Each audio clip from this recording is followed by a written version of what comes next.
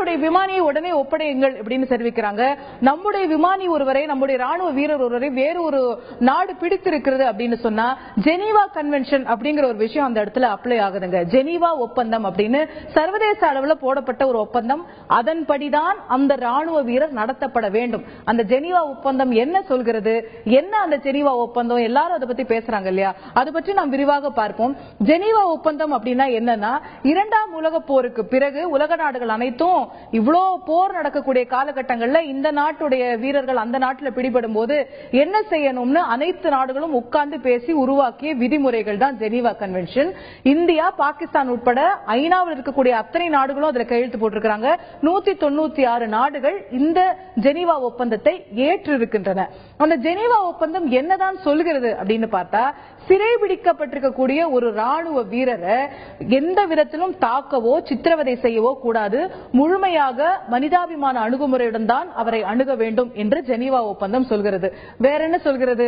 காயமடைந்திருக்கிறார் அந்த ராணுவ வீரர், வேற ஒரு நாட்டில் பிடிபட்டிருக்கிறார், அவர் காயமடைந்திருக்கிறார்னா he has the right to medical care, அவருக்கு சரியான சிகிச்சை பெறுவது அவருடைய உரிமை, அதை அந்த நாடு பாதுகாக்க வேண்டும். அப்போ நம்முடைய விமானி பாகிஸ்தான்ல இருக்காருன்னா அவருக்கு என்ன மருத்துவ உதவி தேவையோ அதை அவர்கள் வழங்க வேண்டும்.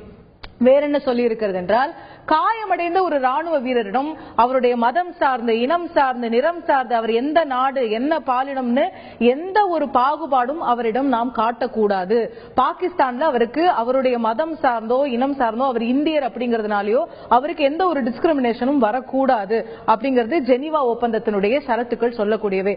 அதே போல போர் கைதிகளாக இப்படி கொண்டு போகக்கூடியவர்கள் அந்த நாட்டுல அவங்களை விசாரணைக்கு உட்படுத்துவாங்க. உட்கார வச்சு, நீ எதுக்கு வந்த, ஏன் வந்த, ஏன் போர் செய்றீங்க, எத்தனை விமானங்கள் உங்ககிட்ட இருக்கு, சொல்லுன்னு எதிரி நாடுகள் கேட்பாங்க. ஆனா அதையெல்லாம் சொல்ல வேண்டிய அவசியம் இல்லை. தன்னுடைய பெயர், தன்னுடைய ராணுவத்தில் இருக்கக்கூடிய தன்னுடைய பதவி, அப்புறம் ஒரு ராணுவ வீரருக்கும் ஒரு சர்வீஸ் எண் அப்படின்னு ஒன்று, சர்வீஸ் நம்பர் அல்லது அவங்களுடைய சீரியல் நம்பர் அப்படின்னு ஒன்று கொடுக்கப்பட்டிருக்கும். அந்த எண்ணை தவிர, இந்த 3 விஷயங்களை தவிர வேற எதையும் எதிரி நாடுகள் கேட்டால் நாம் சொல்ல வேண்டிய அவசியம் இல்லை. அப்படி சொல்லுங்க அப்படின்னு கேட்டு வற்புறுத்தி அந்த விவரங்களை வாங்குவதற்காக எந்த வன்முறையும் எதிரி நாடு பயன்படுத்தக்கூடாது அப்படிங்கறதும் அந்த ஜெனீவா ஒப்பந்தத்தில் சொல்லப்பட்டிருக்கக்கூடிய ஒரு முக்கியமான ஷரத்து.